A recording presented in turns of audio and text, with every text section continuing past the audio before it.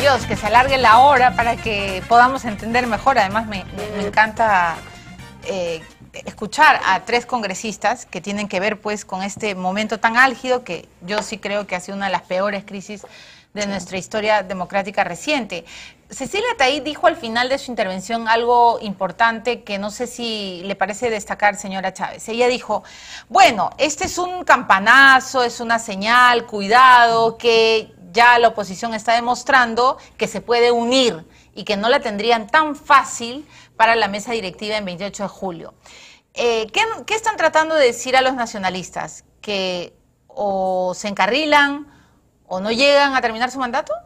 No, yo creo que es simplemente una expresión personal de Cecilia Taid, porque a la par que dijo eso, tuvo que admitir, como sucedió en la mayoría de su grupo, se plegó al sí, y es más, Cecilia Taid dijo que se habían plegado al sí, sobre todo los provincianos de su grupo, porque les habían ofrecido hacer obras, ¿no? Es decir, bueno, ella votó en contra. No, ella votó en contra y ha habido una abstención. Pero el resto de su grupo todos han votado a favor. Pero el gobierno ha recibido la elección, ha entendido. No, ese es el problema, Milagros. Yo creo que no han entendido y lo que señalabas de Fabri, que es el asesor estrella del señor Humala, de todo lo que significa el humalismo y sus aliados, ha salido con esta ánimo, pues así, hasta de advertencia, ¿no?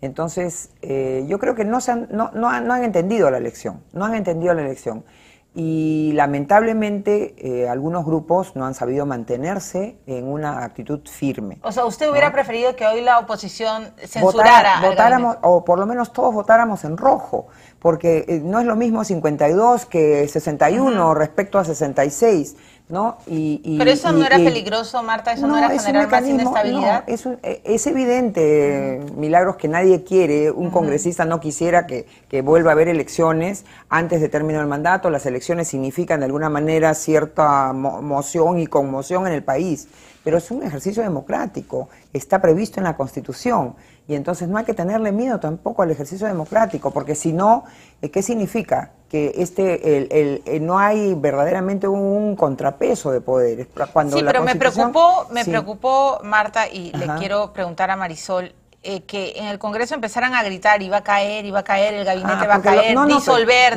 Disolver lo dijeron los humalistas. Los humalistas. Claro, ellos comenzaron con disolver. ¿Cómo va a gritar eso, ellos comenzaron señor Teófilo Gamarra? Usted se ríe, pero qué vergüenza. Milagros, pero las referencias, y tú como periodista lo sabrás, que una de las primeras consultas que hizo antes de tomar posesión el señor Humala fue cómo hacía para poder disolver un Congreso. Y esto hay testigos que lo señalan. ¿Usted cree que esa es una de sus...? Yo creo que, claro, porque ¿qué pasa, Milagros?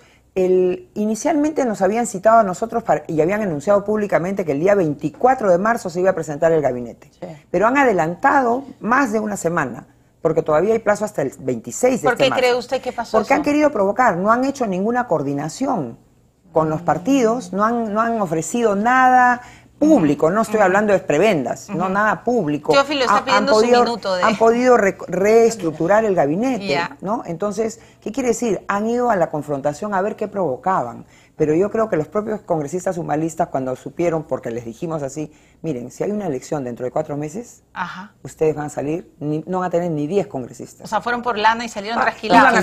Iban a salir trasquilados. ¿No? Ya, pero antes del minuto de Teófilo Gamarra, le toca el turno a Marisol Perestello. ¿Ustedes creen que Humala está en un periodo de negación o ama tanto a su esposa que, claro, es incapaz? Imagino pues que si él sale y dice algo también en la casa, ¿cómo se soluciona el tema? O sea, yo también me pongo en la posición de ambos. Es una pareja que se quiere muchísimo, ¿no es cierto? Lo han demostrado en estos 2 años. Pero entonces a ustedes sí creen y les basta este documento y creen que está bien darle una oportunidad real, el beneficio de la duda al señor Cornejo.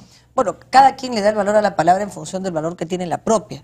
Nosotros esperamos que él no esté mintiendo, pero además de este compromiso que él ha puesto por escrito, porque nosotros le dijimos, no nos queda claro, has tenido 3 declaraciones en la misma línea, lamentablemente, que tiene Teófilo hoy, que es una línea de no voy a aceptar interferencias, pero no las he aceptado. Pero es que si el 67 o creo que el 70% del país te dice hay interferencia, entonces tendrías que evaluar qué cosa estás haciendo mal.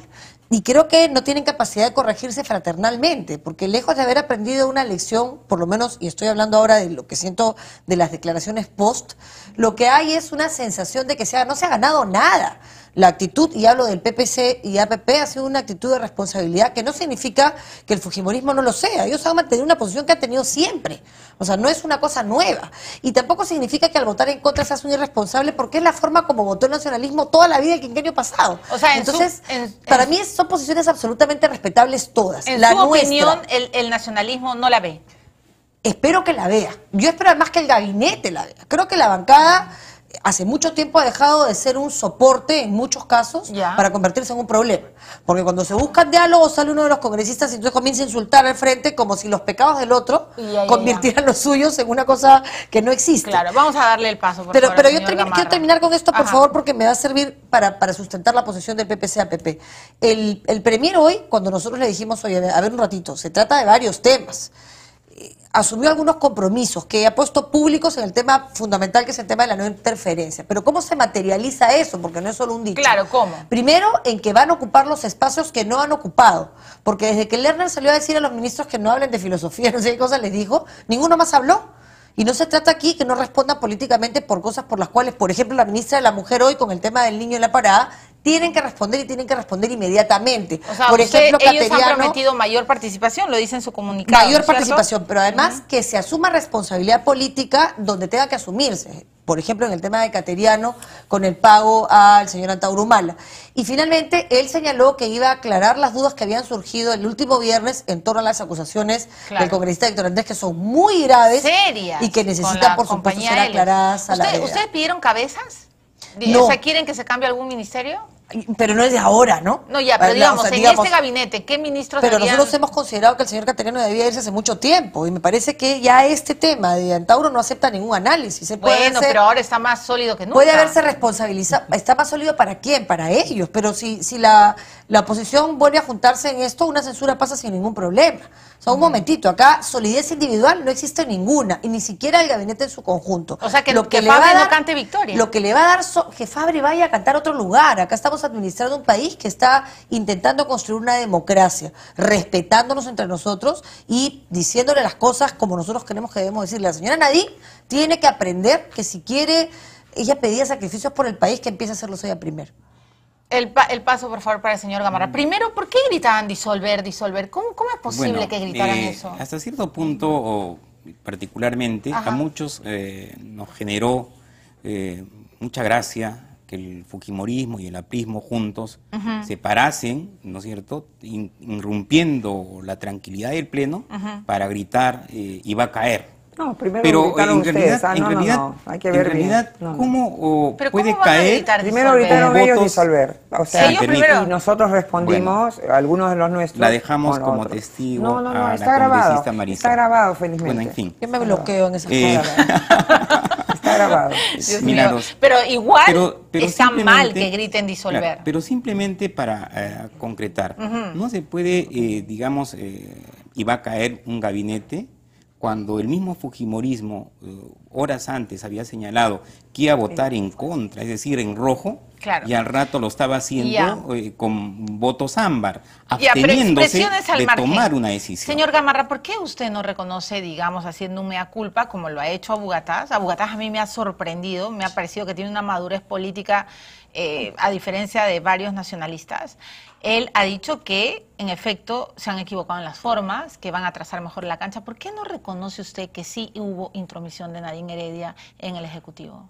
¿Por qué le cuesta tanto?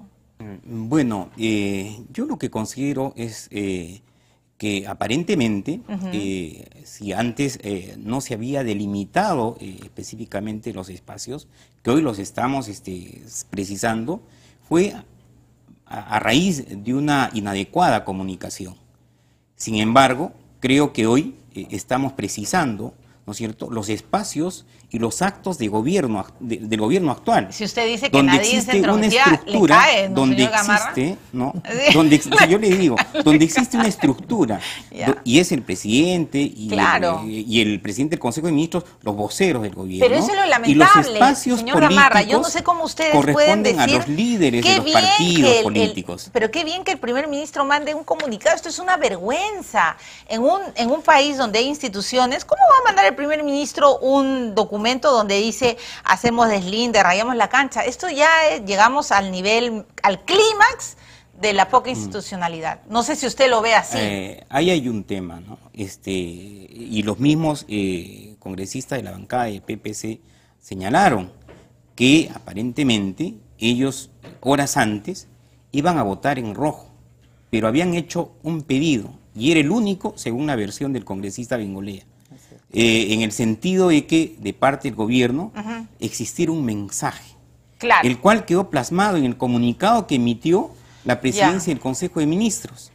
Y es en función a ese mensaje, a esa seña, donde la bancada del PPC se da por satisfecha. O sea, el PPC tiene la culpa de eso. No, simplemente Sí, claro, usted me está yo diciendo estoy eso. repitiendo, Pero- bueno, Milagros, sí. yo repito lo que No, claro, en realidad claro. se han Ahora, pero dado, se han Marta dado los Chávez dice hechos que en no ese es sentido. cierto, ¿no es cierto? No, pues es que lo que pasa, Marisol sabe y no lo va a negar, que coincidimos el día viernes y ahí está, en este mismo canal, se ha recordado por Jaime Altaus. ¿Cuáles eran los pedidos para que hubiera un cambio? ¿No? ¿Qué se le pedía?